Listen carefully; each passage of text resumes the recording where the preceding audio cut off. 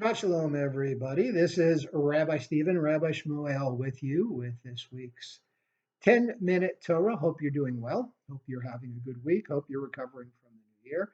And hope you had a good Martin Luther King Day. One of the terms that's been thrown around in the Jewish circles are Jews of color.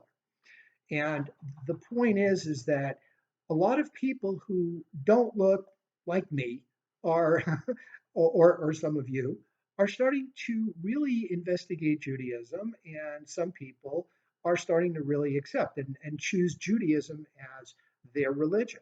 And it's really wonderful. We are a welcoming people. We really are. Way back when, and we're reading a little bit in the Torah in Exodus about the Egyptians who were very xenophobic. But we have laws kind of in response to that, in contrast to that, that says, welcome the stranger, you know? So when people walk into our synagogue, they're welcome. Even people that are not Jewish. We've had non-Jews walk in and they want to see what we do. They're students taking a class. We've invited local dignitaries, local politicians in for some of our events. And it's really nice. It's really nice to share this beautiful philosophy and ideology with other people and, help them feel welcome. So um, just want to throw that out to you. By the way, when Moses married Zipporah, which he did in last week's portion, he escaped from Egypt, and I guess he crossed the Sinai. That's where Midian is. People have identified Midian with Ethiopia today, which meant that Jethro and his family were African, were not of African descent, they were Africans. So Moses married an African woman who basically adopted Judaism herself. Let's just say she was the first Jew of color, right? So, or maybe you could say that Asenath, who was Apeneth Paneach, better known as Joseph's wife, she was Egyptian.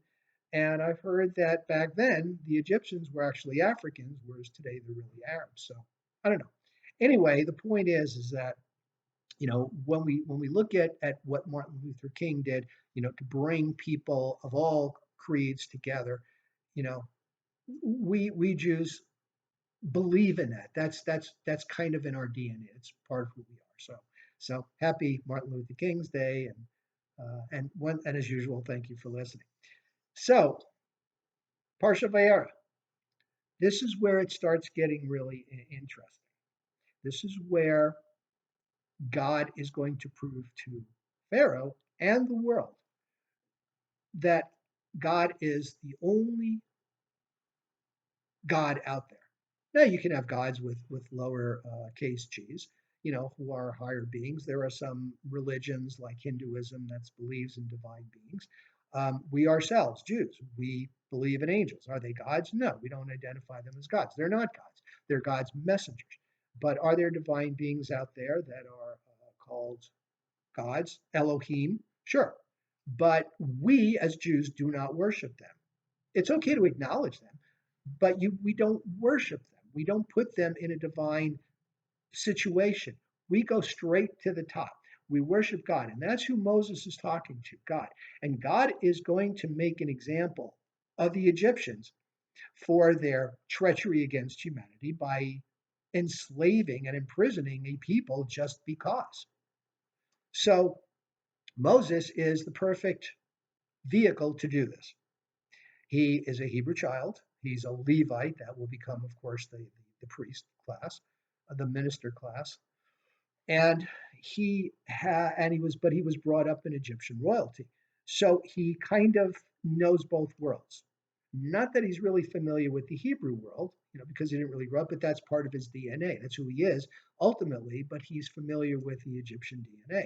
So who better than to come back from Midian and meet up with his brother Aaron and now confront Pharaoh.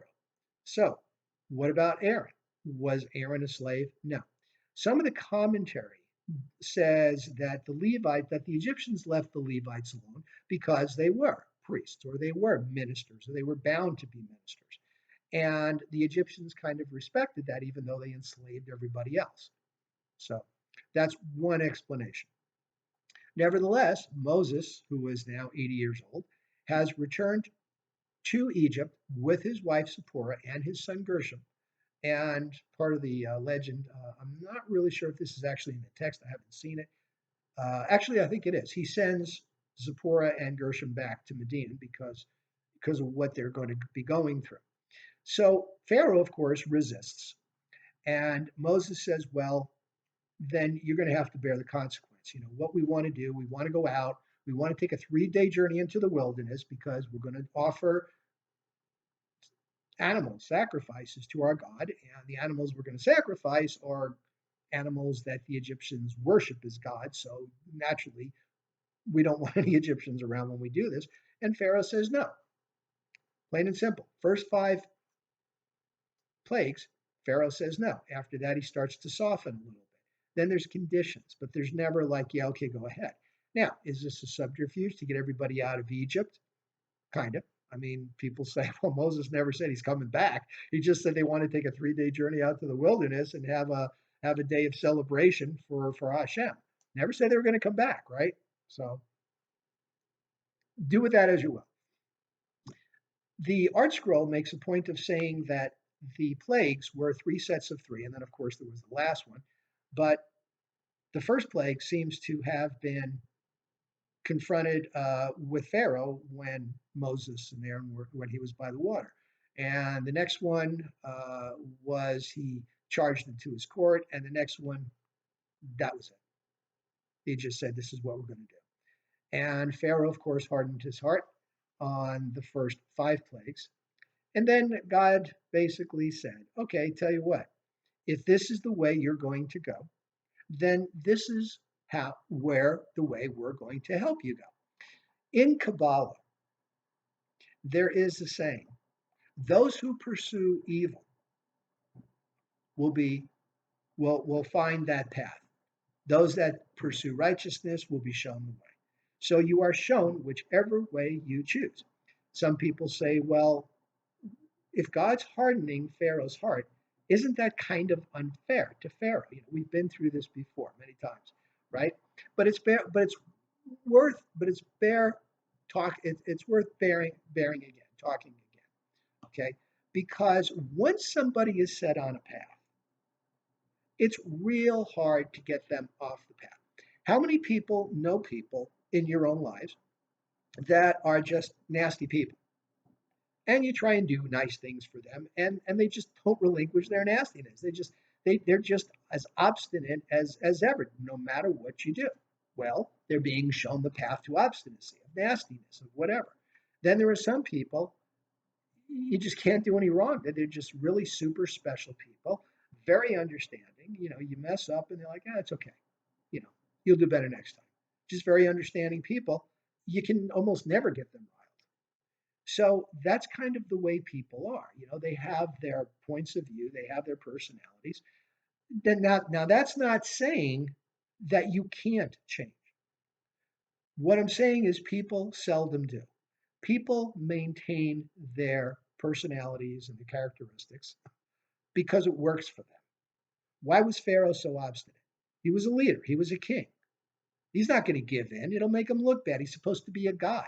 They say that the first, you know, when Moses' the first plague, where Moses goes down to the river, the Nile, where Pharaoh is, you know, and puts his staff in there, stirs it around. Next thing you know, there's blood and the fish are dead. And you know, why was Pharaoh in the river? Well, part of the commentary is that Pharaoh, being thought of as a god, you know, he gets up in the morning.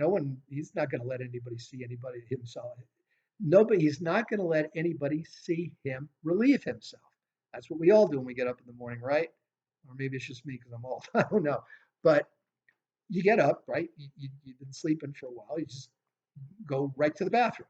Well, that's what Pharaoh was doing, but he was, you know, looking around and let somebody see I'm not a god. I'm a human. I got to do it the way everybody else does. Moses, of course, knew better. Having been brought up in the Egyptian court, he knew what Pharaoh was doing. He knew where to find him in the morning. So that's where he was. So there it is. So where do we go from here? We got the 10 plagues. Now, some people say that the Egyptians are going to get a lot of the brunt of the plagues. Well, some of them are, some of them won't. Some people say that a lot of the Israelites were so ingrained and enmeshed into Egyptian society that they got some of the brunt of the plagues as well. They just wanted to fit in, or they were used to fitting in. Um, Not that they abandoned their religion. There was no religion back then, right? It was just some vague offerings, this idea of Hashem. And Moses is about to lead the people, our ancestors, out into the wilderness where we're going to start developing this thing that we now call Judaism. I think in one of my next commentaries, we're going to talk a little bit about the difference between Judaism then and Judaism now. They didn't call it Judaism back then. I don't know what they just called it, ethical monotheism or whatever. They talked about worshiping this God, right? Moses goes up after he fails. He says, "Who are you? How do I tell the people who you are?" And God says, "Yeah, kasher haya. I am who I am, past, present, and future." That's where we get Yud Hey Vav Hey. Okay, so Shabbat Shalom. Enjoy, for those of you that get the day off, enjoy that. Do something meaningful with it. Otherwise, we'll see you next week. And thanks for listening.